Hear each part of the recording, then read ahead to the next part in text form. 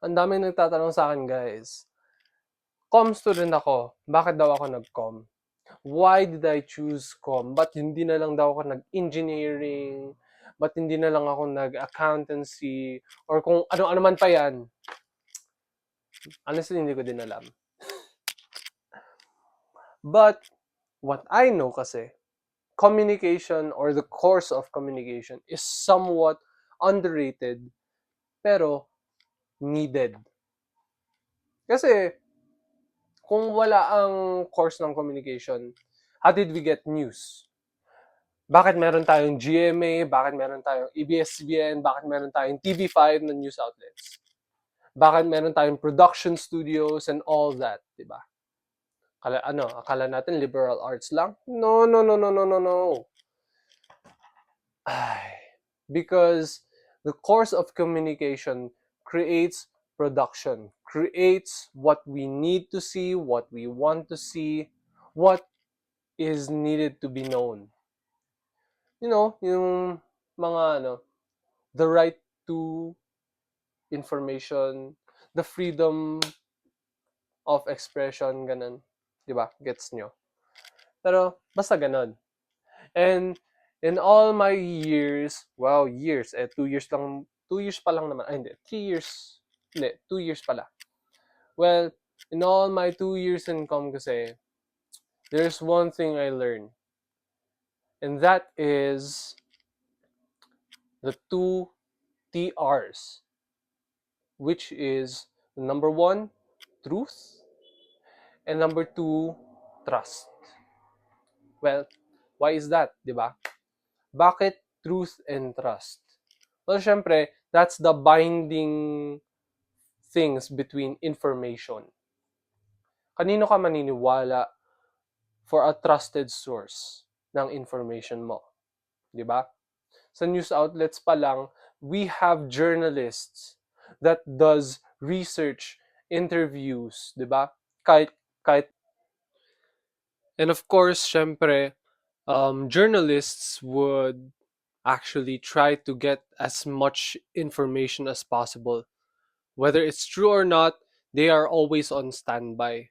So, like for this example, take a look. This happened just today at around 7:30 or 8 o'clock while I am watching with the news with my dad. Terms pala, sabi niya, hindi daw niya alam kung anong kahulugan ng putok na yun. So, parehong nagpaputok yung both sides. Pero sabi niya, nauna yung kabilang panig, Emil.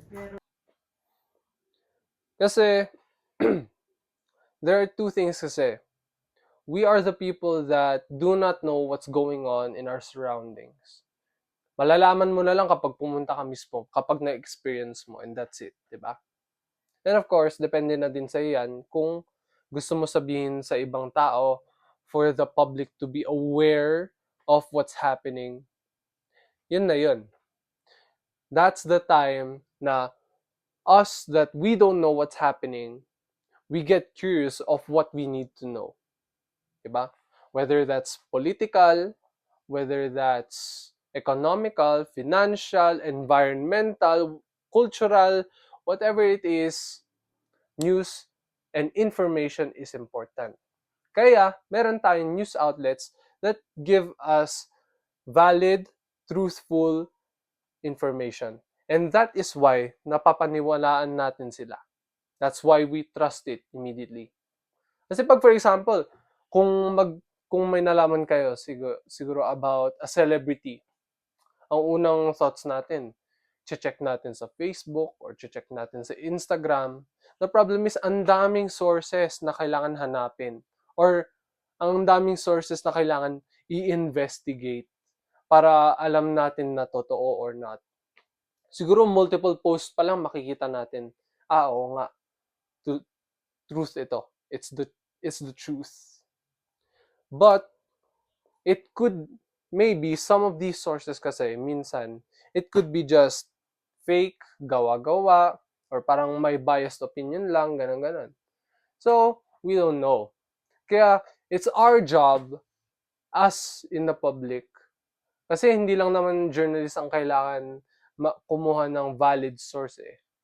Us din, the general public din. Kasi ang daming sources, pero it can't be the original source or it can't be the final source that we have to search. Kaya we have to fact check it lagi. Yun ang importante. And when it comes to that kind of stuff, we have to be neutral.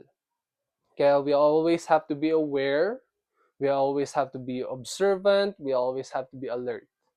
Ganun na yung practice ng mga news outlets, ng mga journalists natin ngayon. That's why they provide us powerful, truthful information to the point na we start to trust these news outlets. Like GMA. GMA News, 24 Oras, TV5 News, ABS-CBN News. They are valid sources. They are verified sources of news that is being disseminated around the entire country.